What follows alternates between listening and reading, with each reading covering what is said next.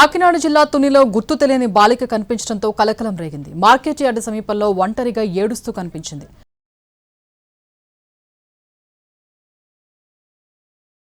బాలిక రోడ్డు పక్కన నిలబడి ఏడుస్తూ ఉండటాన్ని గమనించింది ఓ మహిళ. ప్రస్తుతం శనక్కాయలు అమ్ముకునే మహిళ దగ్గర ఉంది చిన్నారి. పాప ఎవరు, ఎక్కడి నుంచి వచ్చిందనే విషయాలు తెలియక తలలు పట్టుకుంటున్నారు జనం. 14 రోజులుగా చిన్నారి జ్ఞానేశ్వరి ఆచూకీ కోసం సతమతమవుతుంటే ప్రస్తుతం ఈ చిన్నారి ఎవరా అని ఆరా తీస్తున్నారు. నాన్న కూడా ఎత్తున్నాడంటే అండి, మా అమ్మ ఇక్కడే ఉండో వచ్చి వస్తానన్నది అంటుంది. నీ పేరు చెప్పమ్మా, చెప్పమ్మా.